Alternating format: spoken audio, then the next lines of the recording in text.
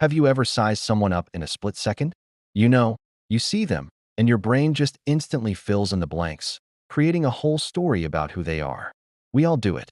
It's like a mental shortcut. But what if that shortcut leads us completely down the wrong path? What if the story we tell ourselves is totally, utterly wrong? Today, I've got a story for you that is a powerful reminder of why we should never, ever judge a book by its cover. It's a story about assumptions, misunderstandings, and an act of kindness so unexpected, it might just change the way you see the world. So grab a comfy seat, because this is one you're going to want to hear. Our story begins with a young woman named Clara. Clara was a go-getter, a real city girl, always rushing from one meeting to the next, her phone practically glued to her hand. One rainy Tuesday afternoon, she was dashing to catch a train, late for an important client presentation. The platform was crowded, a sea of grumpy, damp commuters. As she squeezed through the crowd, she spotted him. An old man, sitting on a bench, looking a bit disheveled.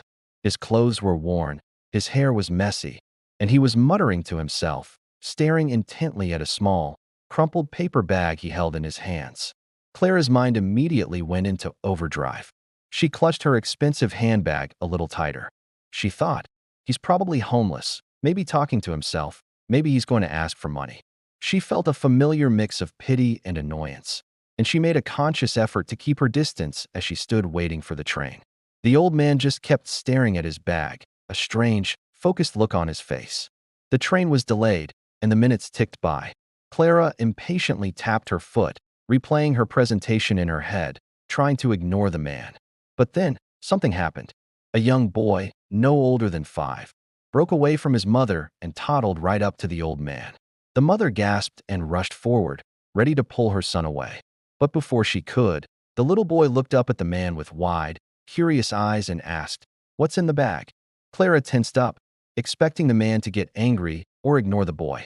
Everyone around them seemed to be holding their breath. The old man looked up from his bag, and his face broke into the kindest, gentlest smile Clara had ever seen. The lines around his eyes crinkled as he looked at the boy. He didn't say a word. Instead, he slowly, carefully, opened the crumpled paper bag. He reached inside with a shaky hand and pulled out a tiny, perfectly formed cupcake. It had pink frosting and a single rainbow sprinkle on top. It was so small, it looked like it was made for a doll. The old man then looked at the little boy and whispered, "It's my granddaughter's birthday today. She's 6. I was on my way to her party, but I got a bit lost. This is her birthday cupcake. She loves pink." He then held the cupcake out to the little boy. "Would you like to see it up close? It's very special." A hush fell over that part of the platform. You could feel the collective shift in the atmosphere. The boy's mother, who had been about to scold him, froze, her expression softening.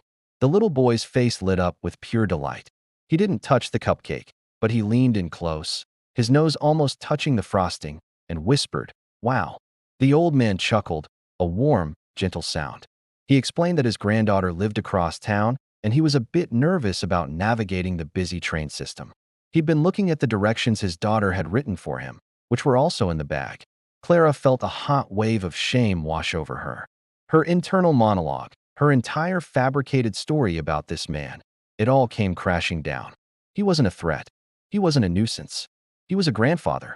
A loving grandfather, worried about being late for his granddaughter's birthday, carefully protecting a single, precious cupcake. All her assumptions, her judgments, they were based on nothing but his appearance. She had seen worn clothes and heard muttering, and her brain had leaped to the worst, most cynical conclusion. In that moment, Clara saw herself, and she didn't like what she saw. She saw someone so caught up in her own world, her own stress, that she had completely misread a beautiful human moment happening right in front of her. She looked at the old man, now chatting happily with the little boy about birthdays and cake. She looked at the boy's mother, who was now smiling and asking the man for his granddaughter's address, offering to help him with directions on her phone. The whole scene had transformed. The grumpy, anonymous crowd had become a small pocket of community, of connection. The train finally pulled into the station. As people started to board, Clara didn't move. She walked over to the bench. The little boy and his mom were waving goodbye to the old man, who was carefully placing the cupcake back in its bag. Clara took a deep breath. "Excuse me, sir," she said. The man looked up, his eyes kind. I overheard you're trying to get to your granddaughter's party, Clara continued. I'm heading in that direction. I'd be happy to make sure you get to the right stop. The man's face lit up with relief and gratitude. Oh, would you? That would be wonderful. I'm Arthur, he said, extending a hand. Clara, she replied, shaking his hand. As they boarded the train together, Clara completely forgot about her client, her presentation, her lateness. None of it seemed to matter anymore. They found a seat, and Arthur told her all about his granddaughter, Lily, who loved to draw and had a laugh that could fill a room. He showed Clara the handmade birthday card he had for her, covered in glitter and wobbly handwriting. Clara found herself smiling, really smiling, for the first time all day. She helped Arthur navigate the train transfer, and when they got to his stop, she walked him to the station exit, pointing him in the right direction. As he was about to leave, he turned to her. Thank you, Clara. You're a very kind young woman. Lily will be so happy I made it. Clara just nodded, a lump forming in her throat. Happy birthday to Lily, she managed to say. As she watched Arthur walk away, his step a little lighter, she knew this was an encounter she would never forget. She was late for her meeting. Very late. And you know what? She didn't care. When she finally walked into the boardroom, she apologized for her tardiness, and, instead of launching into her planned presentation, she took a moment. She looked at her clients and said, Before we begin, I want to share a quick story about why I was late. And she told them about Arthur and the cupcake.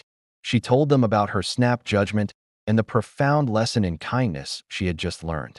The room was silent, and when she was done, the client, a stern-looking executive, smiled.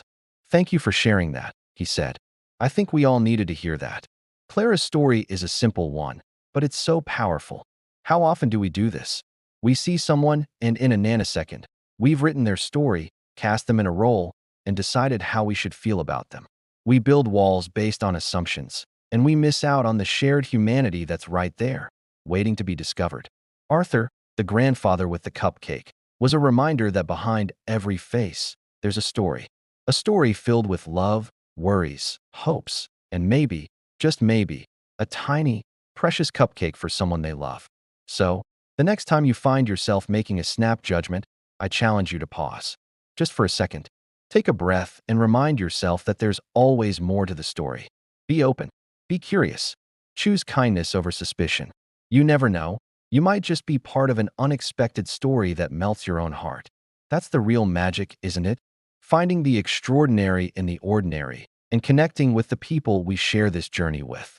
Thanks so much for watching and sharing this story with me. If this resonated with you, I'd love to hear your thoughts in the comments. And don't forget to like and subscribe for more stories that make you think and feel. See you next time.